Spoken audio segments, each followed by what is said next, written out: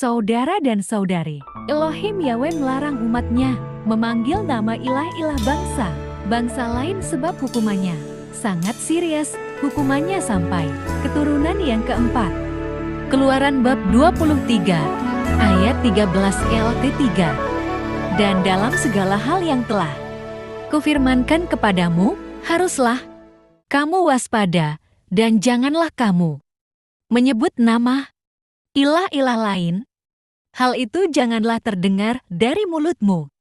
Bilangan bab 14, ayat 18, ILT 3. Yahweh lah yang lambat untuk marah dan yang besar kemurahannya, yang menanggung kesalahan dan pelanggaran, tetapi Dia sekali-kali tidak membebaskan, malah memperhitungkan kesalahan bapa kepada anak-anaknya, kepada generasi ketiga, bahkan sampai yang keempat. Kejatuhan Raja Salomo gara-gara menyebut nama ilah-ilah lain di antara orang-orang yang pada awalnya berjalan dengan Elohim dengan segenap hati, namun kemudian menyimpang darinya dengan mengizinkan dosa masuk ke dalam hati mereka. Mungkin tidak ada contoh yang berbunyi lebih nyaring daripada Salomo. 3 buku Bible telah ditulis olehnya, dan ini sahaja mungkin cukup untuk menunjukkan betapa berapi-apinya lelaki ini kepada Yahweh pada mulanya. Hikmah yang Yahweh berikan kepadanya sungguh luar biasa. 1 Raja-Raja bab 4, ayat 29-30, ILT 3. Dan Elohim mengaruniakan hikmat dan pengertian yang luar biasa kepada Salomo, dan kebesaran hati sama seperti luasnya pasir di tepi laut. Dan hikmat Salomo lebih besar daripada hikmat seluruh orang di negeri timur dan melebihi segala hikmat orang Mesir. 1 Raja-Raja bab 4 ayat 34 LT 3. Dan menerima beberapa pemberian dari segala bangsa yang mendengarkan hikmat Salomo dari semua raja di bumi yang telah mendengar hikmatnya. Sebagaimana 1 Raja-Raja bab 3 ayat 3 ILT 3 katakan kepada kita, dan Salomo mengasihi Yahweh dengan hidup menurut ketetapan-ketetapan Daud ayahnya. Hanya dia itu masih berkurban di bukit-bukit pengorbanan dan membakar dupa.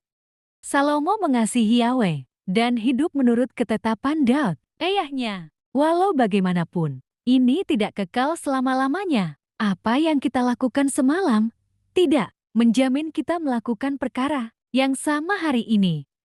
Sama ada kita akan mengikuti Yahweh atau tidak adalah keputusan yang mesti kita buat hari demi hari, bahkan detik demi detik. Oleh itu, walaupun Salomo pada mulanya mengikuti Yahweh, dia tidak melakukan ini selama-lamanya. 1 Raja-Raja bab 11 ayat 1-8 memberitahu kita. 1 Raja-Raja bab 11 ayat 9. Sebab itu, Yahweh menunjukkan murkanya kepada Salomo karena hatinya telah menyimpang dari Yahweh, Elohim Israel, yang telah menampakkan diri kepadanya 2 kali. 1 Raja-Raja bab 11 ayat 10 ILT 3. Dan telah memberi perintah kepadanya mengenai hal ini supaya jangan mengikuti ilah-ilah lain. Dan dia tidak mentaati apa yang Yahweh perintahkan. 1 Raja-Raja bab 11 ayat 11 ILT 3. Lalu Yahweh berfirman kepada Salomo, karena hal-hal ini dilakukan olehmu, dan engkau tidak mentaati perjanjianku dan ketetapanku yang telah aku perintahkan kepadamu, maka sesungguhnya aku akan mengoyakkan kerajaan daripadamu dan akan memberikannya kepada hambamu. 1 Raja-Raja bab 11 ayat 14 ILT 3. Dan Yahweh membangkitkan seorang lawan terhadap Salomo, yaitu Hadad orang Edom. Ia adalah keturunan Raja Edom. 1 Raja-Raja bab 11 ayat 23 ILT 3. Dan Elohim membangkitkan pula seorang lawan bagi Salomo, yakni Rezon anak Eliada, yang pernah melarikan diri dari tuannya, Hadadezer, Raja Zoba. 1 Raja-Raja bab 11 ayat 26, ILT 3, dan Yerobeam anak Nebat, seorang, Efraim dari Zereda, seorang pegawai, Salomo nama ibunya, Zeruah, seorang janda dia juga, mengangkat tangan terhadap raja.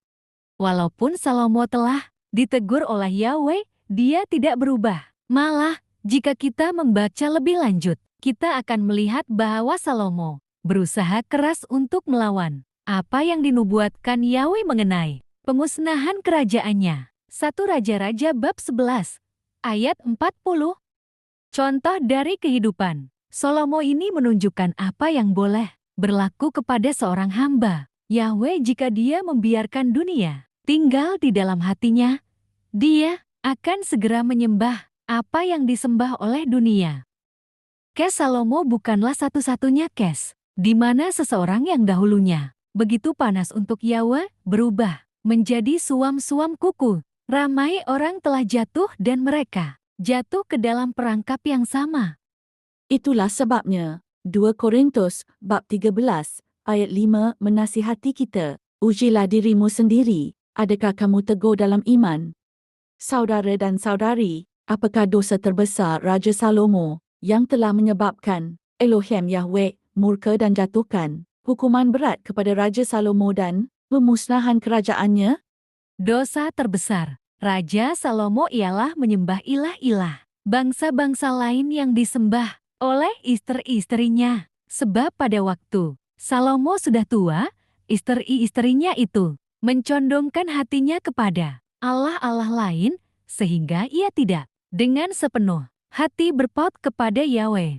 Tidak seperti Daud, ayahnya, yang amat setia kepada Yahweh. Demikianlah Salomo mengikuti Astoret, dewi orang Sedan, dan mengikuti Milkom, dewa kejijikan sembahan orang Amun. Dan Salomo melakukan apa yang jahat di mata Yahweh, dan ia tidak dengan sepenuh hati mengikuti Yahweh.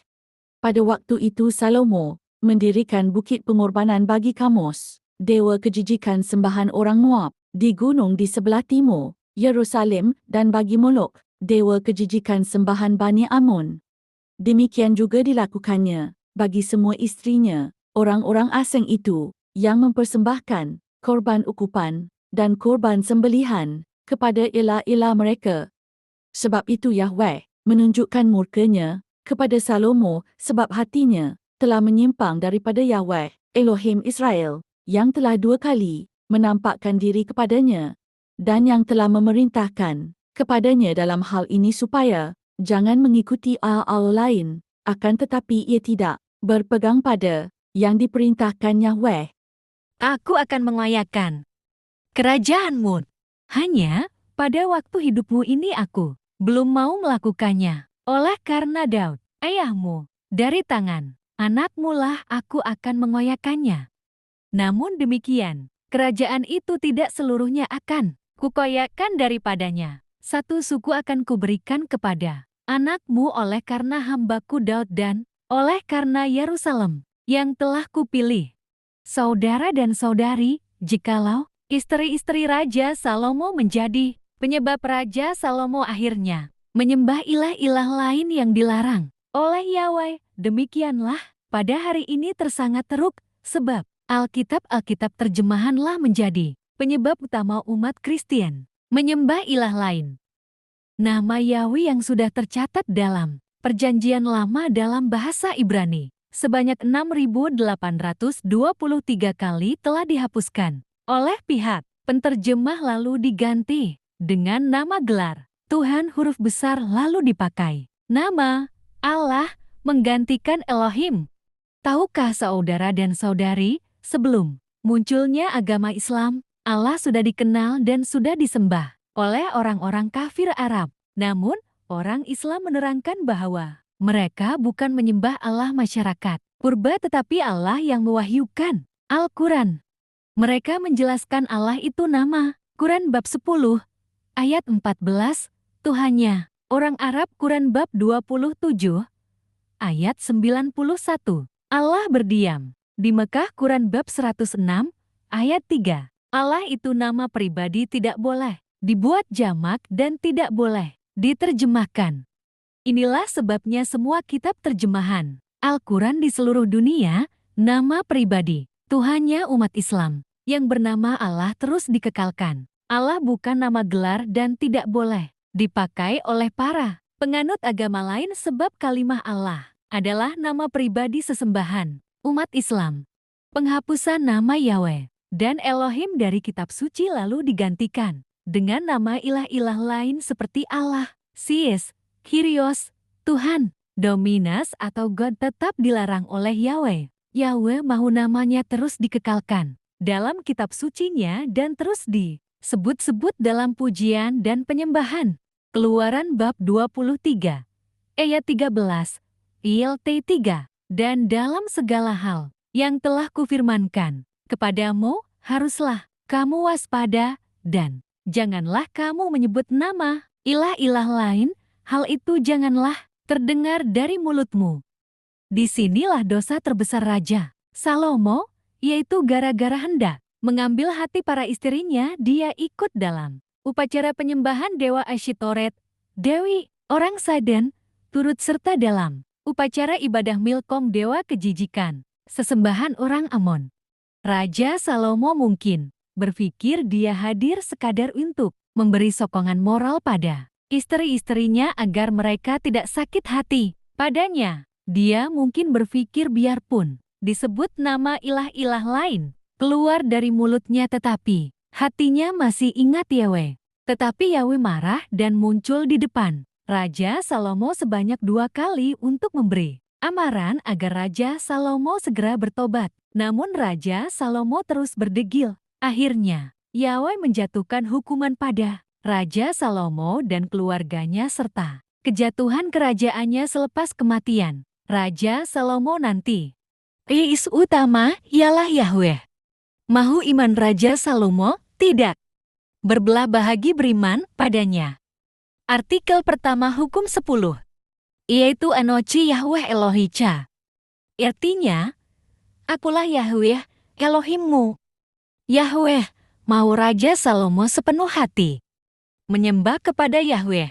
Maka demikianlah Yahweh mahu umat Kristian sepenuh hati menyembahnya, langsung menyebut nama Yahweh dalam pujian dan penyembahan.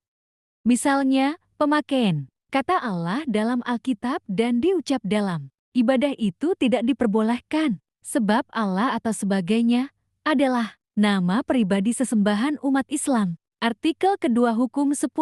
Lo yihyah leca Elohim acrim alpanai. Artinya, jangan ada padamu Elohim lain di depanku.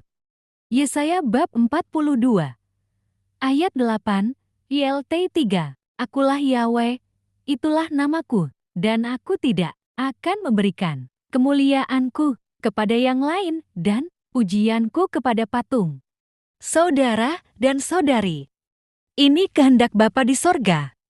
Keluaran bab 34, ayat 14, ILT 3. Sebab, kamu tidak boleh menyembah kepada ilah lain, karena Yahweh yang namanya cemburuan. Dialah Elohim yang cemburu.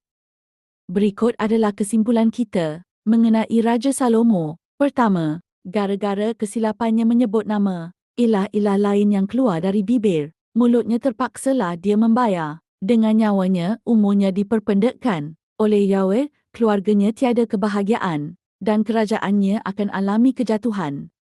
2. Para pemimpin gereja wajib bertobat dan pulihkan nama Yahweh untuk disebut semula dalam ibadah agar jemaat anda alami kebangunan rohani yang sebenar yang diurapi oleh Yahweh, Roh Yahruach. Malapetaka akan menimpa kamu dan jemaat kamu jika kamu gagal kembali agungkan nama Yahweh.